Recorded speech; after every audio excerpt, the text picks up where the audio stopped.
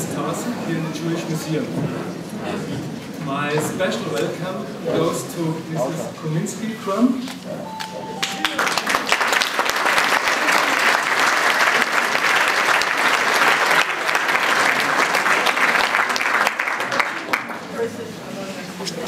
Okay, Laura Fontaine.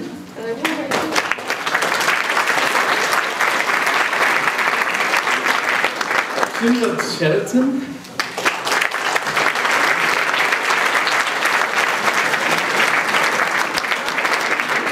And last but not least, Robert Crump.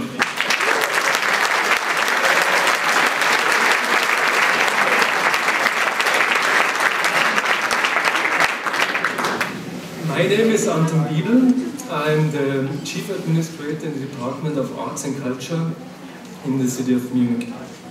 And I was asked to give a short introduction, and I will focus on three aspects.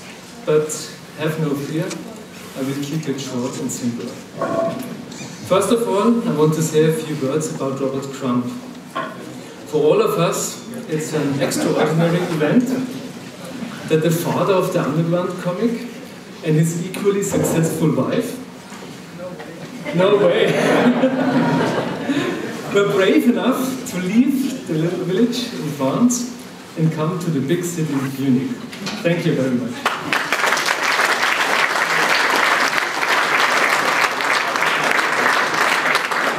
The organizers of this comic festival, Mr. Lundstedt and Mr. Kompa,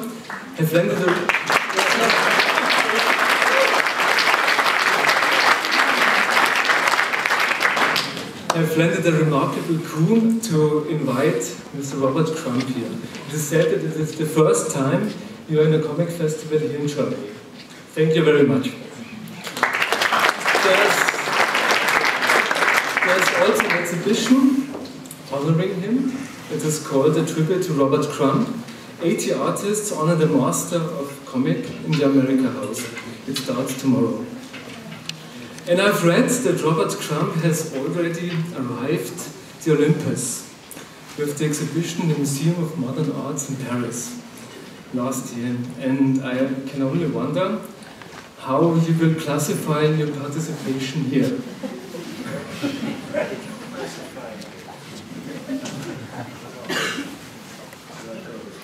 Perhaps we will appear in a future comic.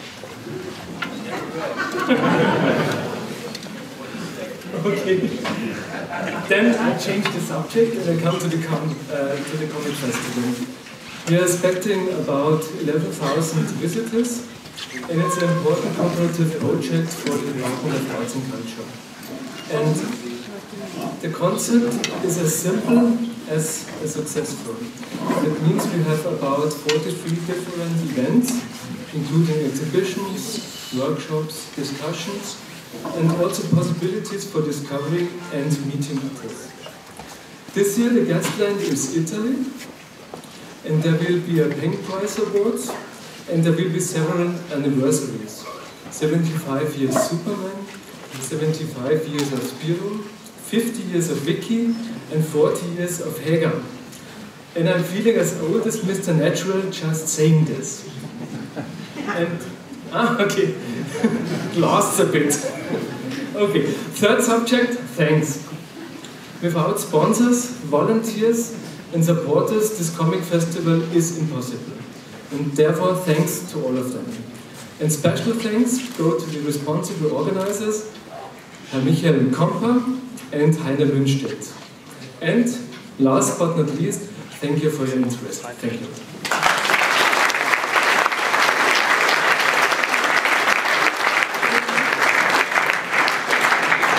Yeah, thank you, Mr. Biebel. We also want to thank the city of Munich, who helped us with the festival, not only this year, but all the other years in the past.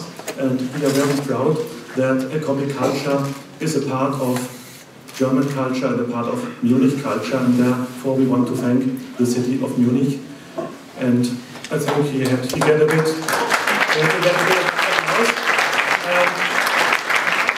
applause. he had to talk English, so I also have to talk English. I will see that it will not take too long. Yeah, Mr. Biebel already said what kind of exhibitions we have. Tomorrow it will really start, but we already shown in the last days already 15 exhibitions started all over the city, like the Complete Festival. We have famous locations like the Alte Rathaus and the Künstlerhaus am Lehmbachplatz. We like to invite you to join us at the festival. Please take our information material at the desk there, and I hope you will enjoy the talk, and I hope you will enjoy the festival. I especially want to thank my friend Michael Kompa, with whom it's a great pleasure again to organize the festival. And without him, who is the guy who goes to the people and asks them if they want to come to the festival without being afraid, without him, we won't have this special guest of honor here in Munich. And thank you, Michael.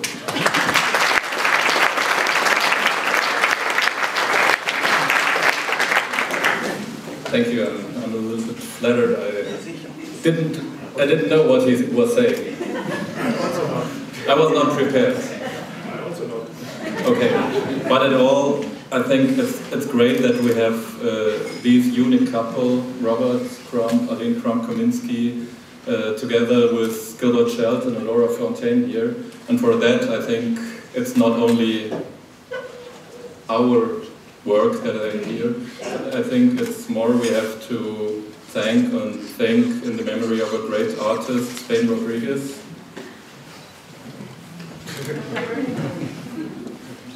Spain Rodriguez, also a great underground artist. He died last year on cancer, and he was the guy who introduced Robert and Aline. He introduced last year. November, not December, last year, November. And he introduced also Robert and Gilbert. So I think without Spain Rodriguez, this evening wouldn't be possible. And anyway, this great couple, this unique couple. Spain's work known in Germany? Yes. Only for the experts, mainly for the experts. Against experts. That's So, yeah, thank you, Spain, wherever you are. Have a good look tonight.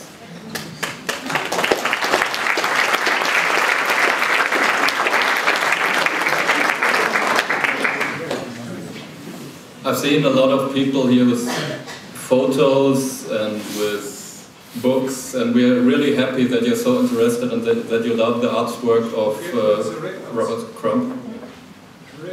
Even records, t-shirts. But I'm sorry, there won't be an official signing session during the festival. And really, if you love and respect the artwork of Robert Crump, and if you want to respect Robert Crump as a person, please don't ask for signings. There is no official signing session, but Robert did a signing in the hotel. He prepared something about maybe 300? I've signed it a lot. A lot. 300 or 400 prints. And from tomorrow on, for everybody who comes to the festival, the first, we will split it in 4 parts, that every day there's a chance, when you buy the Robert Crump tribute album, you will get the print for free. This little crappy print that I sent. You can, yeah. We will do tomorrow a signing session. You have to sell for me, sorry. Okay. Okay. We will do tomorrow a signing session at the beginning of the Comicfestival with Aline. And there's the chance to get a signing by Aline, but really no chance for a signing for Robert Crump. I'm sorry for that. Please respect that. The next thing I want to ask you for your respect. Please, no flash photography, thank you. And please, no photos from front of here. When you want to do a photo, stay, please, a little bit. Stay back, yeah. But really, we are happy to have 2 events with Robert as a talking panel, and I think both evenings will be different. Tonight we talk with Robert Aline. Laura Fontaine, who the wife of Gilbert Shelton, was on the party where they both met, where they had been introduced by Spain Rodriguez. I think Spain had invited you too? No, it's our house. Ah, it was it? No, Oh. Terry's Okay. 71. A long time, they are connected, and it still works. So I think...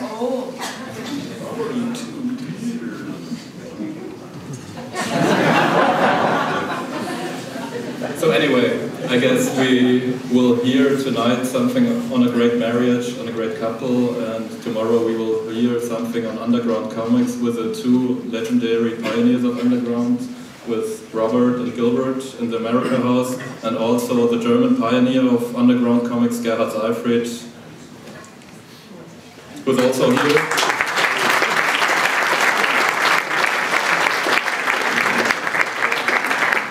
So enjoy this evening and enjoy Comicfestival in Munich. Thank you.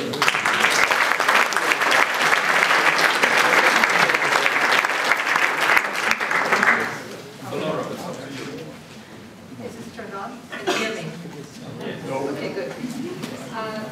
Okay, I met Robert, I think in 1971, when he came to Venice, California, where I was living with Gilbert. And I have a memory of Robert playing piano in our living room. And then when we went back to San Francisco, we were all at a party, as was said earlier, at which time I also met Aileen, who has become a dear friend. And we talked very, very briefly, or Michael talked very briefly about the fact that Spain played a role in getting both you and Gilbert together and you and Aileen together. Perhaps Aileen could tell us why Spain thought she should meet Robert. Yeah, it's interesting. When Spain met me, you know, my name was Kaminsky, and Robert had just drawn a character named Honey Bunch Kaminsky. And plus, he had also done a character named Dale Steinberger, the Jewish cowgirl. And I was a cowgirl living in Arizona, actually living out that fantasy. And Spain came there to visit a mutual friend, and when he met me, he said, "It's weird, it's like he drew you, but you exist, and you sure you never met this guy?" I said, "No, I never met him." So he said, "I have to introduce you to him," and that's how that happened. So you can say that maybe he conjured up this person, and they arrived, and then maybe he regretted it, or maybe not, but anyway, it's definitely a weird kind of destiny. And I wasn't necessarily interested in getting married, neither was he, but yeah, well, you have it. He was married, and so was I, actually. Already married to other people, but nevertheless, this destiny was a powerful force that compelled us to be together. And 42 years later, we're still together. And now we're grandparents.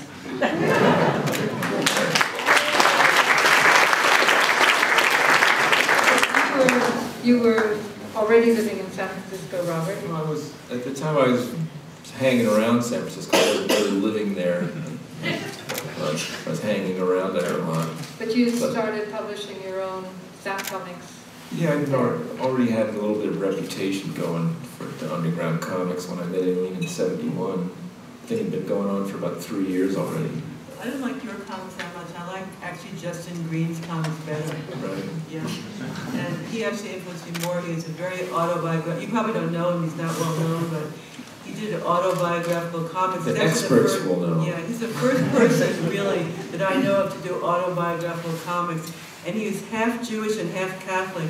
And he had the total neuroses of both mixed together. And his work was unbelievable. When I saw that, it gave me an idea of how I could work, what I should do. Really put a light bulb off over my head. Anybody here know Justin Green's work? 3 people. Yeah.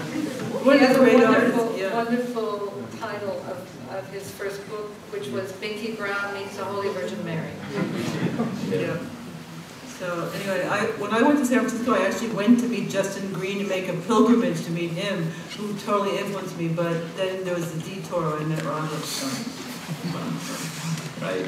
When I first met Aileen, she was wearing like hot pants and boots. She looked always very sexy and. Yeah, I didn't have a journal then. And there was always lots of men hovering around her all the time. It was actually took a long time to actually get her attention. I used to go over to her house, and there would always be 5 men hanging around there. And they were sitting around, like, waiting to see who was going to be the last one left to get to stay there overnight. It was you in the end. You outlasted everybody. You outweighted everybody else, obviously. I was very flattered that you liked it. I was only 23, can you imagine that? She was very wild. Didn't you have a little incident with your now ex-husband coming to your boyfriend? That's right. Ray. When I came from Arizona, I left Arizona because I was really being a cowgirl, and I had a real cowboy boyfriend when I was being a Jewish cowgirl. But it was so violent there, I had to get out of there because I saw these people really did live with guns in their daily lives. And I saw if I hang around here, I'll be killed. I have to get out. This is fun, but so I moved to San Francisco and I was involved with Robert. And I left one day to go to work, and Robert was there, and this ex-boyfriend of mine, the cowboy Ray, was visiting with my brother, and they had come up to bring me back to Arizona. And Ray was still in love with you. He wanted to take you back to Arizona. So I went to work, and Robert was left at the house with Ray, and Robert, now take over the story. Ray pulled out a big 6-shooter and put it to my head like this, and pulled the hammer back, and he was like laughing maniacally, going. And I said, okay, if you're going to do it, get it over with. And they put it away. He said, nah, just kidding. So, but then he went back to Arizona, and was a couple months later, he got shot in the back and killed by some guy he was feuding with about some woman or something, right? yeah. But, I mean, when you came to San Francisco, you weren't a cartoonist yet. Well, I came to San Francisco because I wanted to get comics published. I was a painter, I was in art school, and I just got my degree in painting. But painting at that time was abstract expressionism, which had nothing to do with me, and I was always like telling stories and doing funny drawings, which was completely not popular, not the thing to do at that time. So when I saw underground comics, I wanted to go someplace where people were working on comics, and that was San Francisco. Well, the fine art world at that time had utter contempt for comics. It was comics. Why would you want? Abstract art and nothing else. Well, at least you should be, painting on canvases with oil paints, not drawing I comics. didn't know not to put any detail in my work, to use a big house painting brush, and totally foreign to me. Come on, Jackson Pollock and like that.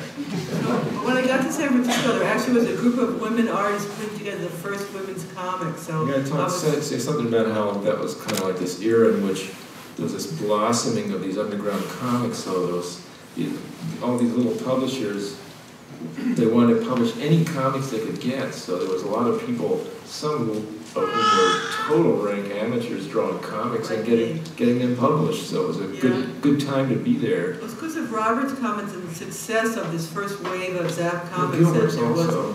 yeah, Gilbert's and the first Zap comics were very successful. So a lot of small publishers started getting in on the act and wanting to publish anything. They were desperately looking for work. So this was the first women's comics. They didn't have enough work to fill up the comic because there were no women cartoonists. There was no history of women cartoonists really, and there were no women doing comics. So anyone that was even vaguely interested, they asked to do something. I got involved in it. Then I met a woman on a bus who I saw drawing in a sketchbook. And I said, "You want to draw comics?" She said, "Yeah, why not?" And I brought her in. And she got into comics. That was Diane Newman, who went on to have a career drawing comics. But that's how it was during that period of time. And what about Pat Moody and what happened to her? I don't know. But anyway, there were lots of different people passed through that scene. Some stayed with it, most didn't. Most went on to do other things. You look at that stuff now, a lot of it's totally unreadable. But it was mostly bad, mostly unprofessional, bad drawing. People couldn't tell stories. It was really, really Also, bad. they were all high. They couldn't even be coherent. They were so stoned they couldn't tell a coherent story. I went through, about a year ago, I went through all these early underground comics that I had that I saved. and 85% of it was unreadable. For myself, I couldn't draw at all. Like in comic drawings, I was like much more of a fine artiste. But you were funny and you were a good storyteller. I could tell stories because my grandfather took me to see Jewish stand-up comedians all through the 1950s in New York, and I saw the best. I saw Jackie Mason, Alan King, Joey Bishop, Henny Youngman, all of them. These names don't mean anything No, to but I these saw the great stand-up Jewish comedians. I was raised on Youngman. Yeah, I was raised on like corny Jewish humor, you know. Jackie Mason. And I had to tell these stories. So for me, the storytelling was natural. I just couldn't make the characters ever look the same in 2 panels, and I changed their outfit when I felt like I changed the clothes, the heroine. It was completely inconsistent in terms of drawing, but I was a reasonably good storyteller.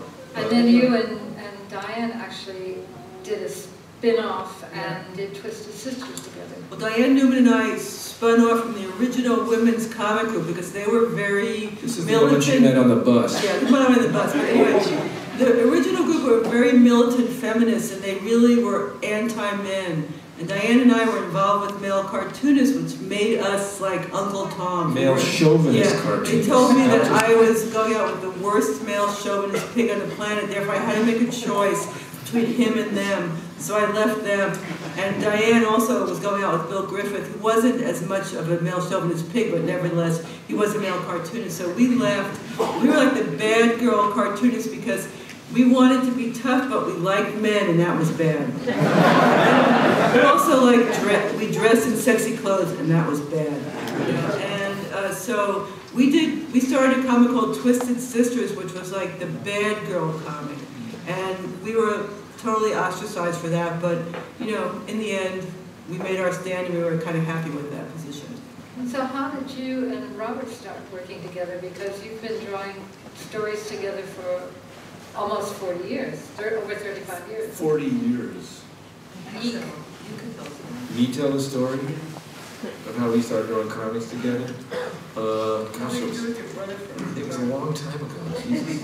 Well, when you were a kid, you drew with your brother. Yeah, my brother used to make me draw comics with him, where he would draw his character and I would draw mine, and we just improvise, have them interact with each other, and try and make it some cohesive story. So I had this experience. So when Aileen, when we were living together in Potter Valley, she had her little trailer. Northern California. Northern California. In Northern California, and I had a little cabin, so we had separate residences, but we were hanging out together a lot. A failed hippie commune. That's right, a hippie commune.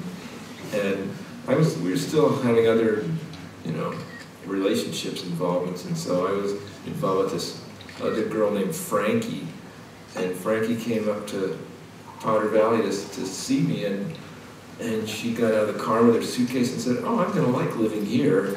And Aileen kind of flipped out about that and was very angry. And so I'm in my little cabin with Frankie, and Aileen's like walking up and down in front of the cabin and all pissed off. And then she tripped and fell and broke her foot.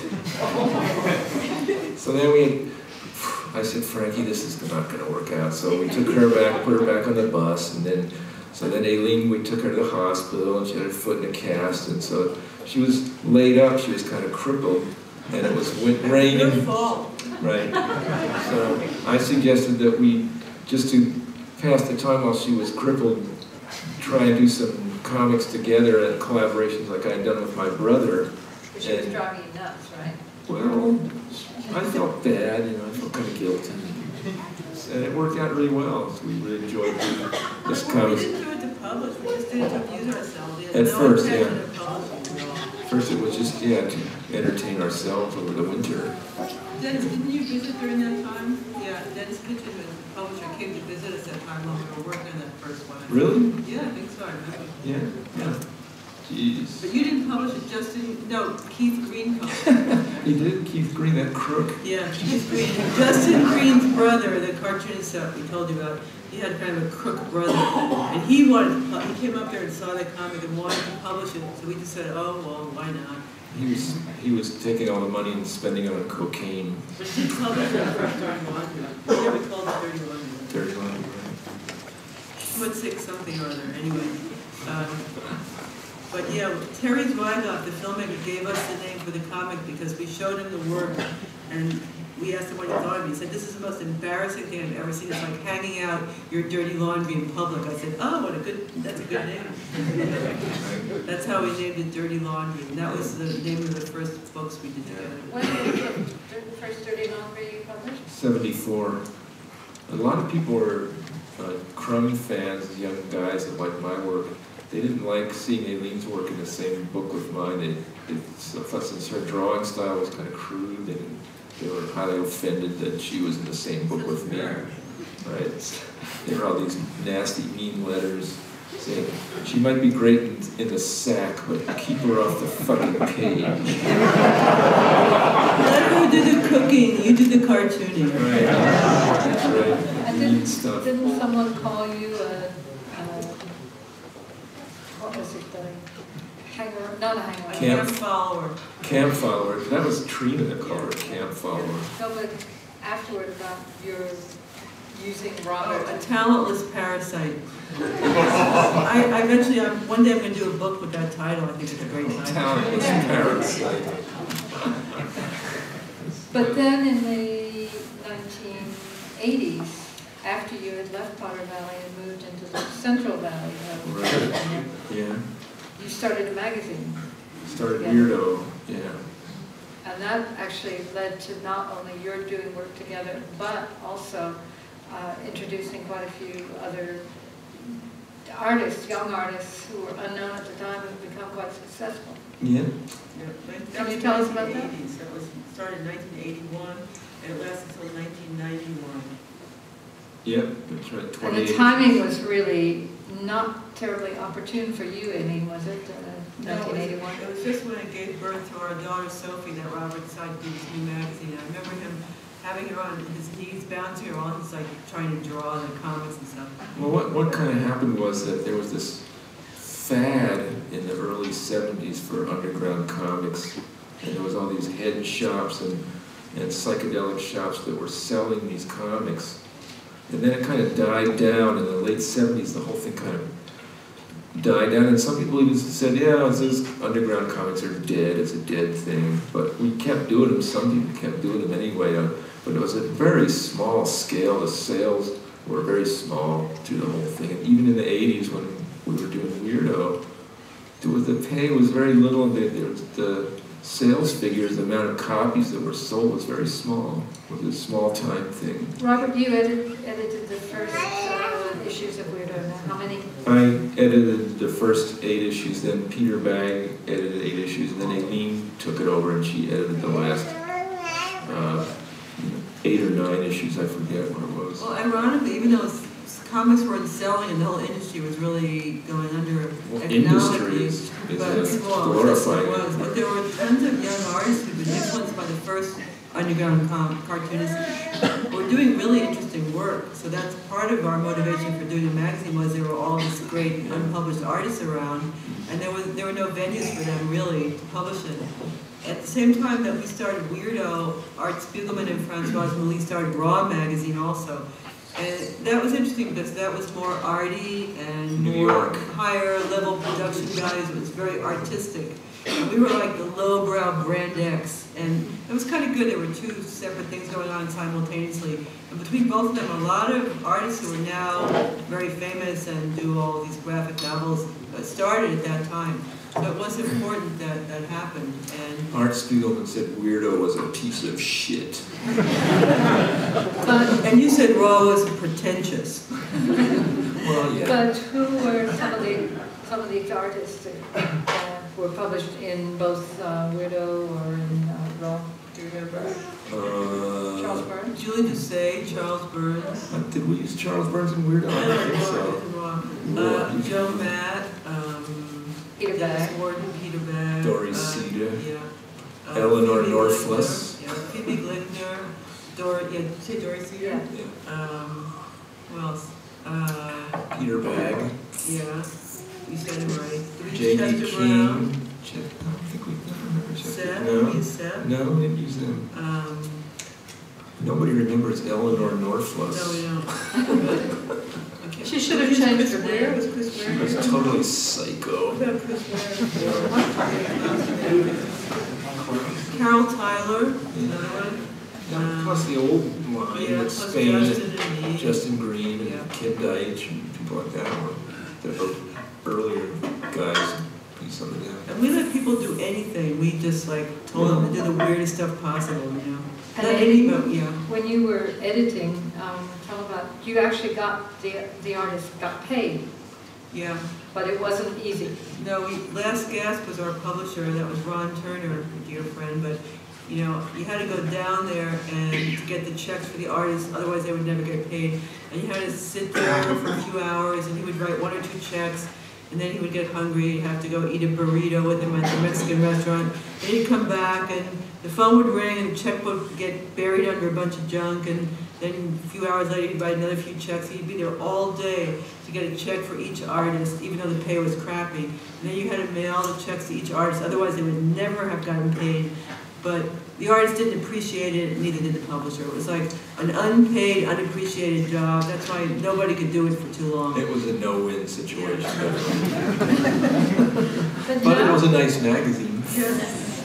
now there's going to be a collection of your stories from Window. But to go back to the two of you working together, there's a book called Drawn Together that collects all of your Right. stories Got all our stories, a complete works of our collaborations. up until Published in a big now. book. No, almost now. Yeah, we did some new ones for the book too. We did some in, I guess, 2012 or That's not 2011. published in Germany, right? Yeah. I thought I saw someone with a copy of I it. feel that. Does someone have a copy of our book in German? It's the only English one. Oh, English. Okay, it's in English. Not in German. Yeah, Does everybody here understand English? I guess. Well, if you don't, tough. I see some guys out there going like this. This book came out in French before it came out in English, and the French did a really nice job, and they seemed to really appreciate it, which was kind of touching and surprising. I wasn't sure. Who? The French one. Yeah, that was kind of surprising. Yeah. Who knew? Yeah, we didn't know. But anyway, it came out in France before it came out in America, actually. So But that was actually, unusual. you live in France. How Yeah, did you we end do. up there? How do we end up in France? Well, in the 1980s, I stopped drinking and I got sober. So I decided to drastically change. I'll have to move to another continent. What do you do when you give up drinking? You have to fill your time with something. Aileen had her ups and downs with alcohol. Yeah. So Because recently I was talking to her about, she said how wild she was when she was young. She said, yeah, I had sex with hundreds of men, but I don't remember any of it because I was drunk the whole time. Thank God. Thank God I'd be scarred from the memories otherwise. I remember their names, I remember their faces. Saved me that. I can't remember any of it, thank God. I'd be able to do a lot. Oh, jeez. But no, that was my midlife crisis, sober period there, and when I in my Right. early 40s, She- I had to do something. She went into radical. psychotherapy Yeah. in 1988 or 87, was it? I don't know. So I had, and I also wanted to get our daughter. I wanted something to shake up our daughter's life because she was about to become like a spoiled American teenager. I thought, what am I going to do? I got to get her out of here. And Or so- they started pre-dating and she was only Everything. 9? Yeah, everything. She spent a long time looking for the right psychotherapist for her. She kept going to these people and interviewing these psychotherapists, and they were none of them were Jewish, so they didn't get her. They said she would try and make these Jewish jokes about her neurosis, and they just, that's very sad. You're a really sad person. We feel really sorry for. I said, no, that was funny. So It wasn't funny at all. finally, she met this Jewish psychiatrist. His name was Sheldon Berkowitz, and she told her jokes that are about Fell herself. out of his chair. And he I said, laughed. you're hired. That's That's right. He got the jokes, so he was hired. A year later, and $10,000 later, she was cured of her neurosis. Yeah, and we left the country. Right? And she wanted to get out of America. And I said, I woke up one morning, I'm living in France. I asked her, how do we end up living in France? And she told me, well, for the last 20 years, you just bitched and complained so much about America. I said, we got to get the hell out of there. So she engineered the whole thing, moving to France. The only thing he told me was, because he has a fabulous 78 record collection, Yes. he said, if one record breaks, I'm divorcing you. And they all arrived in perfect condition. No breakage. Not a single one. Lucky for you. I'm a good packer. You have motivation. Well, why did you choose France? What? You were there. You know, Laura is Robert's agent, and she and Gilbert were like the groundbreakers. They were already living there. Yeah, why did you choose France? It's a house in I went there cats in the summer. I went there with my daughter, watered the plants, and my daughter and I spent the summer in Paris, and we really loved it. And I think she chose France because the French women are all really skinny, so she knew there'd be no competition. That was it. That's what I was suspecting. No, my father also was in Paris right after the war. He was a photographer for the Stars and Stripes, the American military newspaper, and he fell in love with Paris, and his mother made him come back out of guilt, and I think like that was the only moment he was happy in his life. So I think he like sort of impregnated me with the idea that Paris was a wonderful place. So you told me that when you were a kid, he was always talking about how great Paris was and everything. So I had some kind of, you know, I was kind of had a prejudice towards Paris at that time also.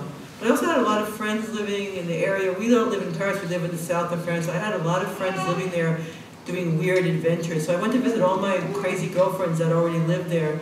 And I thought, this is a place I could probably live. And I was visiting the village we live in now, and I woke up in the morning and I thought, yep, this is the place for me. Don't ask me why, but I felt totally comfortable there. And 23 years later, I still feel really good there. Right. And now our daughter's married to a French guy, and we have two little half-breed French-American grandchildren. So we're not going anywhere now. No, We're tied to France by blood now. Blood and good food. Right? It's a nice country to live in, I gotta say. You know, As long as you don't have to work there, it's fine. Yeah, if you don't have to do business with the French, it's a great place. That's what you have agents for. Yeah, thank God for Laura. She makes sure that they pay every penny, every cent. And the Italians, she gets the Italians to pay. It's a miracle. The Italians don't never pay. Even get the Russians to pay. Unbelievable. But the French are, you know, if they never pay. But if you walk into their office, oh, Monsieur Crum, yeah, I was just going to write you a check.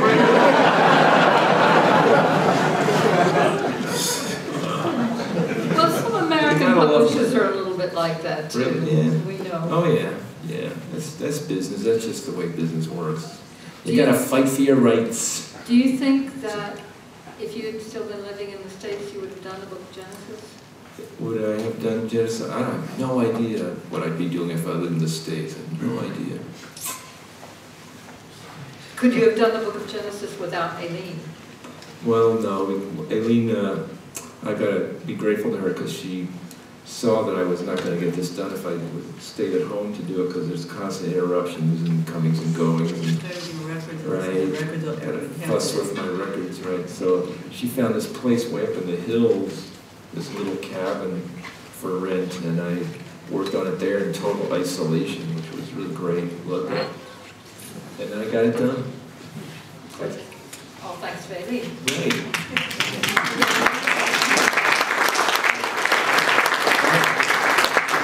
I've heard that the Germans didn't like Genesis so much, my book of Genesis, because they thought it was like I wasn't making fun of Genesis, I wasn't satirizing and ridiculing it, and that was a big disappointment to the German Crump fans. I heard that. But why didn't you satirize it? Why didn't I satirize it? It really doesn't need satirizing. It's so bizarre and strange on its own that I decided just to do a straight illustration job of it and let it stand on its own, strangeness.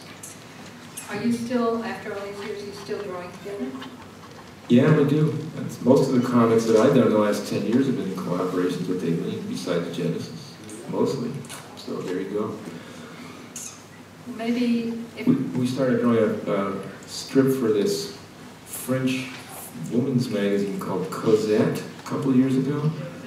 Cosette means sort of a chatting back and forth. And We did one for each issue, kind of monthly, and after a year, they dumped us. They didn't get us. I don't know, it didn't work somehow.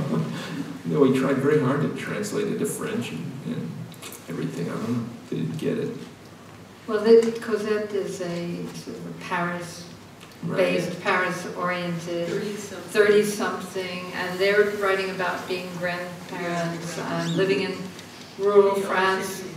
And the readers That's it. We were too old for them. We were too old. Maybe people here have some questions they'd like you to answer. Yeah? Is it time to open the floor? Maybe you want to talk about the three of you drawing together. Oh, that's right. Yeah. Yeah. We've done a couple of strips where we included our daughter. Sophie is a very good cartoonist artist also. Like, we went to this Crumb family reunion in the United States in 2008, and we took Sophie with us, and we did a 4-page comic about that for the New Yorker, and Sophie, for her part of that, she really pulled that together for us, that strip. She really did a good job with that. And Sophie's still writing, or drawing anyway, even though she has 2 small children. Yeah, she draws a lot about her life being a mother with 2 small kids, just from her sketchbook. But it's really hysterically funny stuff. It's really amazing. Got to brag up our daughter there. Yeah, no, it's really good. So, I don't know if she'll ever publish it or not, but it's pretty good stuff anyway. Yeah. So, yeah, she's an interesting artist. She's not like Robert or me. She's definitely another third thing, really different. It's interesting to see. So. She does tattoos too. But think of, we're probably the only family in the world that ever drew comics together. Absolutely. Mother, father, daughter. And you drew each other. Turnaround. Yeah, Right. sure. Well, could you just briefly talk about when you do stories together, how How it works? That's interesting. Well, we used to, when we first started drawing comics together, it was very spontaneous. We'd just start in the upper left-hand corner. I would, or she would start, or I would start, and just one of us would address the other one, and then without knowing what the other one was going to say, and then the other one would come back, and we just pass it back and forth with no plan at all. We first do a couple of pages in pencil, Right. and then we each ink a page, and then switch, and then each would ink them. We still do that more or less. We work in pencil. You do your own personality. Yeah, we draw ourselves in our own dialogue, our own words. Yes. But when we worked for the New Yorker for a period of time, we had restrictions of a number of pages, and sometimes we'd have to cover a specific story. So we got a little bit more tighter into the writing of the material during that time. Right. It's a little bit more coherent. Like the New Yorker sent us to the Cannes Film Festival. So And Fashion Week. we did a strip about that. We did a strip about my tape dispenser. And you couldn't use curse words, and you couldn't show certain things, and you had to like have a certain number of pages and everything. Because the New Yorker is a big mainstream magazine in America. So I think that made our work get tighter in a certain way, a little bit more coherent in terms of storytelling. Before that, it rambled on and on. I don't know which is better, but more disciplined in our storytelling. And then in Cosette, we had to do one-page things. So if you have one page, you have to get to the point pretty quickly. So that kind of changed it, affected it a little bit, made it more coherent. So before that, really, sometimes the stories have no point. Robert, didn't you say once that you kind of throw out an idea and Aileen runs with it? Well, yeah, it's in American, in comedy teams in the United States, there's always like the straight man and then the funny guy or the funny person. The straight man just throws out a lead line, and the funny one then like makes something out of that that's funny. And that's kind of, I'm kind of the straight guy in the thing with Aileen, and she just has this kind of Jewish compulsive thing that just pours out of her, this comedy routine that just goes on and on. Like in our real life, she's often just makes me fall on the floor laughing. She just has this Jewish comedy thing. It's just, I don't know where it comes from. And you know where it comes from? Where does it come from over there? Jackie Mason, Joey Fisher. Gracie Allen, George Burns. Jack Benny. Right. All of it. It's a major part of American Sid humor. Caesar, is Nat Jewish. Rankin, Marx Brothers, this one. Phil Silvers, all of it. Phil Silvers. Yeah, all of it. Forget him. Yeah.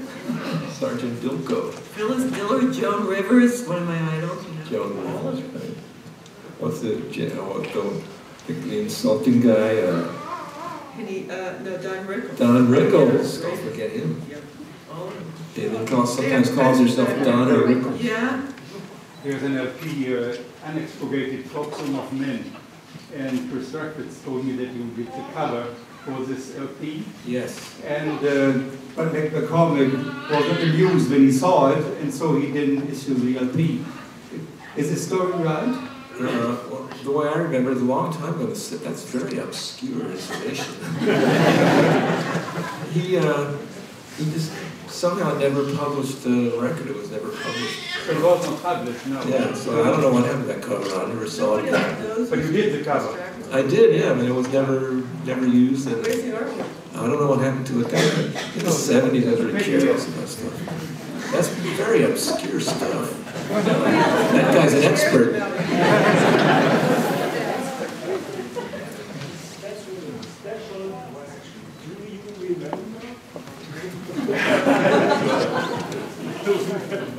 Yes, I remember this.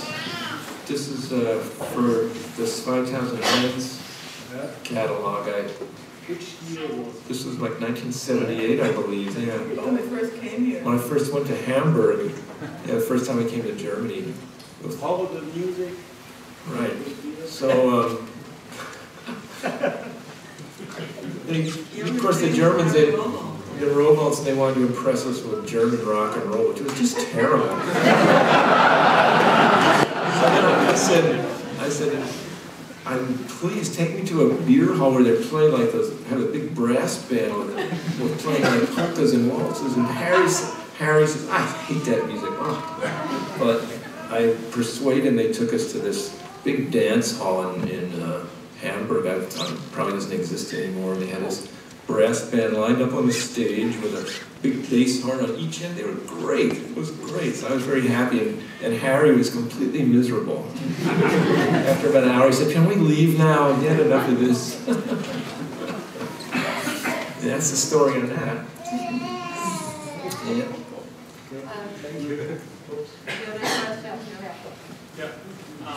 You've been living in a country with a very vibrant comic scene. France. Yes, France that's has a very vibrant comic scene. The United States as well. A lot of other countries. To what extent are you following what younger cartoonists are doing nowadays, and which ones do you like in particular, or which modern trends do you less like currently?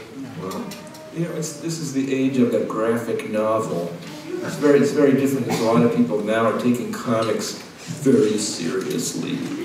So it's not like when I was a Robert, kid. you have a slightly warped view Why? of What the do you graphic think? novel. Because graphic novel, basically comics are a graphic novel. It's just the physical presentation. Yes, but we used to call them comics, and now they call them graphic novels. And, a novel implies something long, and a lot has to do with just the industrial realities. They say now, you can't sell one of these cheap little comic pamphlets. They call them pamphlets now, those little thin comic books. You can't sell, there's no profit margin, you can't make any money, so it has to be a big, thick book. It has to be 100 pages or something. It's Art Spiegelman's fault. It started with Mouse, and that was such a big hit, right. and then he wanted, more That's right. that kind of thing. Yeah. So that started a whole wave A of new industry. people taking themselves very seriously and really having a lot to say about themselves and their lives and adventures. But there's some great stuff like Yes. Sacco, who does Among all that, there's good great, stuff. amazing journalistic Yes. stuff, and Persepolis, that Marjan Satrapi, who did the story about her growing up in Iran, and there's a lot of amazing stuff, and Carol Tyler, Phoebe Glickner, there's a lot of great stuff. Alison Bechtel, Dan Klaus did some great stuff recently, still good stuff. Chester Brown, Yeah. Seth, Joe Matt, there's a lot of really good You stuff. see Chester Brown's new book about going around hanging out with prostitutes? Great. Paying for it. It's a great book, yeah. Yeah, so there's really a lot, to me, I'm really happy to see a lot of great stuff coming. Yeah, but there's a lot of High it that's, quality. there's also a lot of stuff that's kind of pretentious, but Yeah, 'twas ever thus, it's the way it goes. the But production values are higher. Excuse me, do you speak French? Do you read any French comics? Me? Which language? do. she's very fluent in French, but I'm not. I just let her do the talking. I'm dealing with French people. But there's one French cartoonist that I like very much, so I really try to read the the text in it is a cartoonist named David Surdrill, but he's not very widely known or appreciated even in France. His work is great to me. It's great. It's very well drawn and has a dark, ironic humor. And also, he has in common with me, he likes big, voluptuous women, so I like that aspect of it also. And he draws them beautifully, so exquisitely. He draws those women. He's completely obsessed with pornography. He's a total loser. His wife dumped him because he spent too much time looking at pornography on the internet. No, but it's nice to be in a country where comics are taken seriously as an adult art form, you know. When we were working in America years ago, comics weren't looked at all seriously, maybe more so now, but you know, the tradition is very valid and they're considered an important art form. What, in France, you mean? Yeah? Any questions over here? Hello, Mr. Kong. I heard you are not very happy with the animated film version of one of your characters, and I want to ask you, are there any animated cartoons, maybe from the past, from the 30s or 40s, you like to watch? Sure. I like to watch old Max Fleischer animated cartoons from the 1930s. That's my favorite animated cartoons. Some of the best of the Disney stuff from the 30s and 40s. I like that. Works is really good. Yeah, stuff like that, yeah. Yes. But modern animation doesn't interest me, and I would not. I've refused a lot of proposals to animate my stuff in recent years. It's just, you know, it's too compromising to work with all these other people, and just, you know, the financial realities of it is too much. It's very expensive to do and everything. You know, yeah, I didn't like the Fritz the Cat thing that they did. Didn't think that really worked very well. Is that why you killed Fritz? Yeah, that's why I had to kill him off in 1972. But Ralph Bakshi, who did the Fritz the Cat cartoon, is very, very angry at me because I've publicly said so many times that I don't like the animated cartoon that he did. So he's deeply hurt. Yeah, he's deeply hurt. Oh, poor guy. Anybody else? Thank you. Robert, you said you had a German museum. I'd be interested to hear you talk about your German art and whether it's influenced your work. Sorry, I'll say that again. Yeah. You said that you hated German music. I'd be interested to hear you talk about German art and your opinion of it and whether that's influenced your work. He didn't say he hated German music. He hated German rock music. Harry took me to But he hear. has rock music anyway. Harry took me to a club he went to impress me with some band that he thought was good, some German kind of, I don't know, country western rockabilly band. I just thought it wasn't very good, and, didn't. But that's just my taste. As far as German culture goes, I mean, there's incredible stuff that's been produced in. But what do you mean by German art? I mean contemporary German art, or Actually, I mean, I was thinking in particular because I'm working on a comic about George Gross, and I know that you guys have both into his work. I'm just sort of interested to hear. I love that stuff. The stuff from the 20s and 30s, incredible stuff. Otto Dix and Christian Schad and all those guys. That's great art. Is that art still widely appreciated in Germany that those guys did?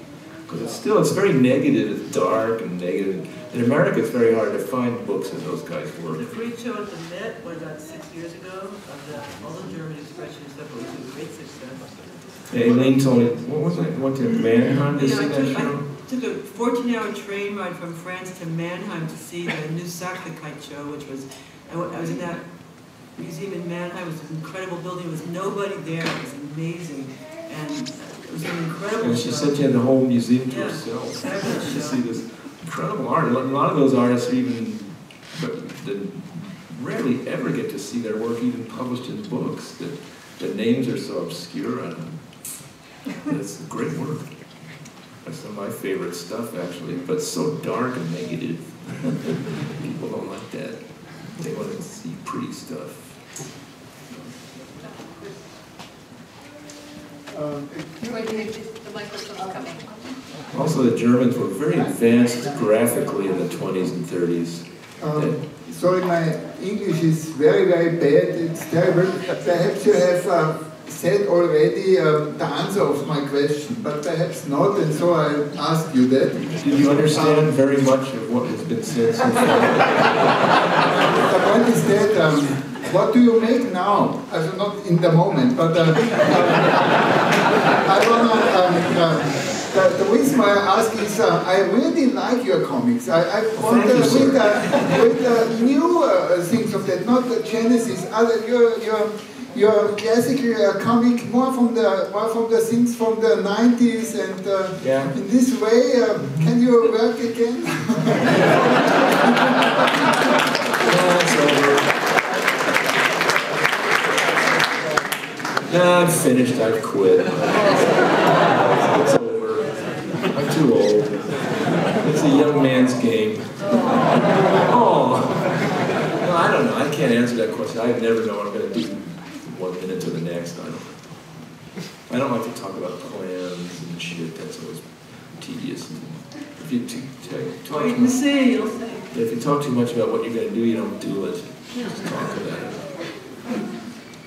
Well, I appreciate your support. Ali, you did this great book, Need More Love, that somehow went under because the publisher went bankrupt or something. Yeah, that's right. Which I think is terrible. Do you have any plans to follow up, do something that won't go bankrupt? Everything I do, I'm the kiss of death. Any publisher that publishes me always either goes out of business or goes bankrupt.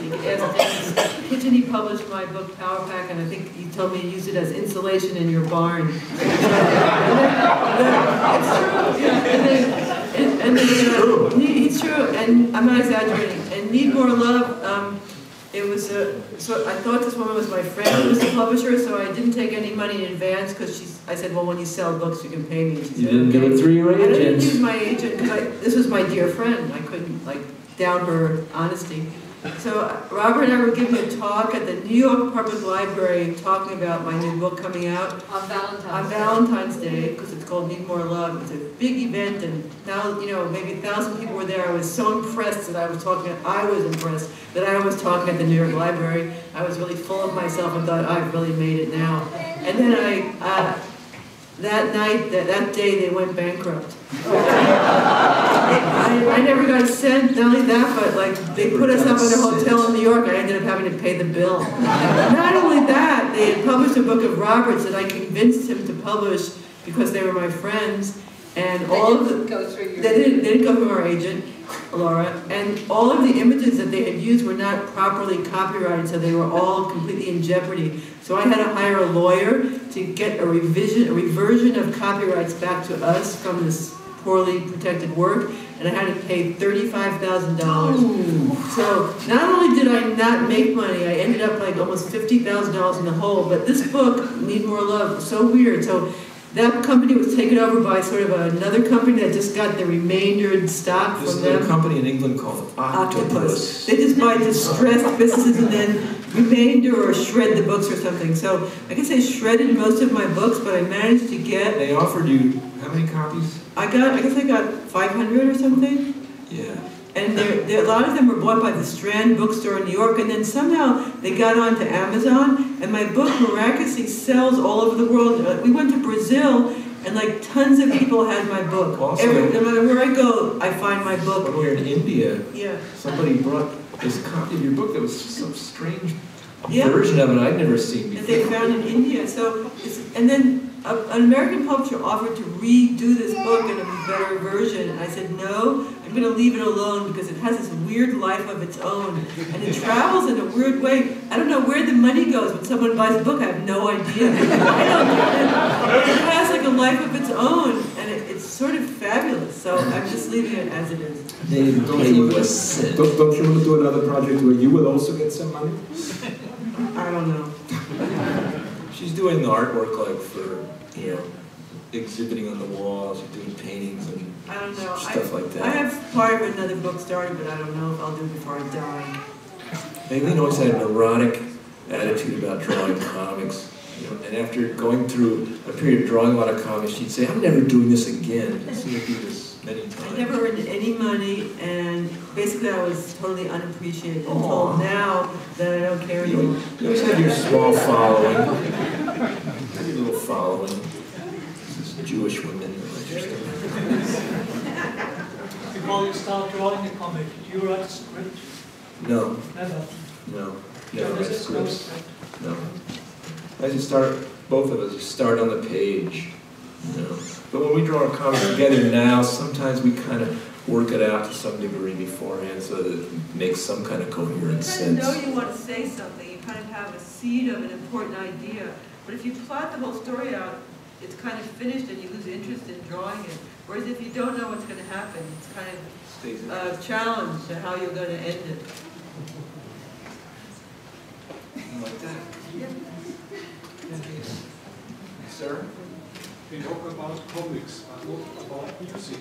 Yeah. You are a gifted musician. What is with with your old friend Bob Grossman? Oh. He permanently traveled Germany. Yeah, you know what, Brosman just recently killed himself.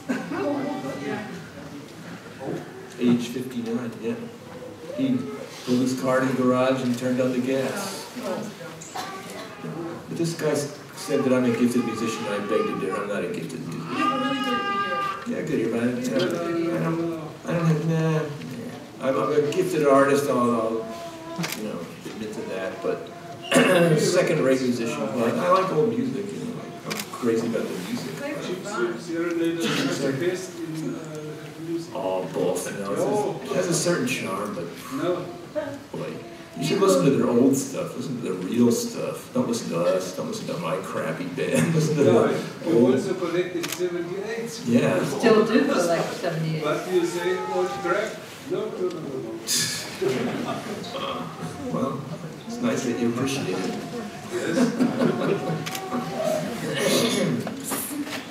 I have a question. What was your main problem when you're drawing comics? Was it, okay, I have a script, I have to draw what's in the script? Or is it emergency security? Or because sometimes when I'm drawing a graphic or maybe a little comic, I'm drawing it, and in the moment of the drawing I see, oh, I don't even like this character anymore, so I kill it or throw it away. Or I don't like to draw this style anymore. Do you have the same problems in these, or have the same problems in Yeah, sure. Of course. Same problems. Just like you. I'm different, and it never gets easier. Do you have any tips for it? So I don't like to kill away a character I don't like. Yeah, sure. Yeah. You have any tips for him? Well, you just have to keep working, that's all. You just keep doing it, and hopefully people will appreciate it, that's all. And you'll get better at it. Yeah, you might improve too, that's always a possibility. But if it actually gets too easier, that's when you're really in trouble. If it gets too facile and easy to do, that means that you've settled into a formula, you've got into a rut, and that's to be avoided at all costs, even if it means you have to kill yourself. Or stop, quit, do something else. But you don't want to get in a rut.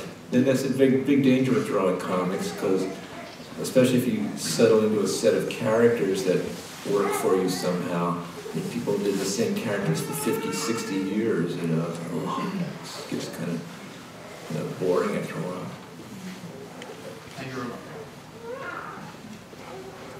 I had a question. I think I read a comic by you before I even knew your name, and when I think back to it, it's very vivid, the art.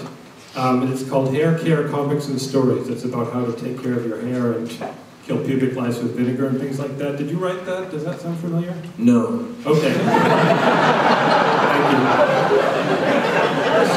I was one of those crumb imitators. There was a lot of guys that drew like me back in the old days. It was easy to imitate. It's accessible. Mr. Crump, some of your work has been highly provocative in a political way. What is your attitude towards political correctness? Do you think it's the privilege of the artist to be politically incorrect? Yes, I do. It's a privilege of the arts to be as politically offensive as he wants to be. The job of the artist. But whether or not anybody's going to publish it or anybody's going to read it, that's another matter. You know, you can't force it down their throat. So you think, oh, well, I'm going to be offensive, you know, and expect people to love it. Maybe one or two guys will like it, and the rest of the people will hate it. You don't know. I mean, in my work, when I decided to draw whatever crazy shit was in my subconscious mind, immediately alienated almost the entire female population. Immediately alienated them. Almost the entire female. I didn't realize forget about them. They're not going to like it. I didn't realize that till after the fact. You know, when it came out, they all this. Women were hurt. They were offended, and I couldn't blame them. I couldn't say, yeah, they should love it. So you know, yeah, you take your chances. But I was sure the government shouldn't try and stop you. But you know, in that way, I'm kind of a right-wing guy when it comes to art and comics. I believe it actually should be sort of a free market in that way. You know, you can't apply this socialist economic ideal to artistic expression. That doesn't work so good. So the government subsidizing of art, and forget about government subsidizing comics. It'd be awful. Robert and I worked for a lot of left-wing papers in the 70s and 80s, and there was a lack of humor. It was a problem. I mean, I did some comic strips, and they accused me of being anti-Semitic and sexist. Sexist, racist, and anti-Semitic. There you go, you know. So there was a lack of humor in the political movement, which didn't tolerate any kind of individualist expression. So political that's correctness attention. Kind of wet blanket. Well, to art, you know, to art. Robert, I think maybe a lot of people miss the point when you're being really satirical that you're making fun of yourself as well. Right. Your own obsessions. Some people mistake it they take it at face value. You know, they mistake it, they don't see the satire a lot of times, and so they're offended because they don't see the irony in it or something. Well, you can't expect them to. If they don't get it, they don't get it. It's not their fault. The worst case was Robert did a story called When the Jews and the Niggers Take Over America. It's a very controversial story. And that story was picked up by this neo-Nazi group in America, and they used it on their website. They loved it. They thought, wow, he's one of us. They printed it in their newsletter. They thought it was great. Crumb, he's one of us. Crumb is one of us. It's a dangerous line you're treading, you know, and Americans really don't traditionally understand satire that well. I think people all over the world mostly aren't that sophisticated. They take things literally. Yeah. Most people do. I remember I was invited to a art class to give a talk about my comics, and I showed them this comic I'd done where I kind of had this Chinese stereotype talking in like, you know, stereotypical Chinese language, kind of making fun of the stereotype. And this young Asian Chinese woman in the class, she was deeply offended and thought I was a racist against Chinese and started giving me a hard time. And I don't know, you get the satire or you don't, you know. One last question? Really? Sarah, I seem to remember that you also did work for the Village Voice. Is that correct? Village Voice? No. East Village Other, you mean? East Village Other. Not the Village Voice. Oh, I did work for the Village Voice, you're right. How did that come about? Mid-70s. Collected in book form. Yeah, they asked me if I wanted to do a weekly strip for the Village Voice. I thought, wow, great, I'll have a secure income. I have a regular, predictable income, you know, if you do it. They offered to pay me, I think, $200 per strip or something like that. So great. It was in the 70s. I was broke. I had no money, so I did it. But after a year, I just got sick of doing this relentless thing, you know, for every week, and I got tired of it, so I quit. But yeah, then we collected the strips into a book. But I realized I couldn't do a regular strip like that. I just don't have it in me. I got to hate the character. I was doing Mr. Natural, and I just got to hate it. So I had to stop. So I'm amazed that Bill Griffith, who does the Zippy the Pinhead comic strip in the daily newspapers, and he's been doing it for 30 years, and it's still funny. It's amazing. I don't know how he does it. I don't know how he can be funny every day like that. Jeez, I couldn't do it. I couldn't do it. In that way, I'm not really a true cartoonist, because to be most of the time to be a working cartoonist, you have to just really turn it out on a regular basis.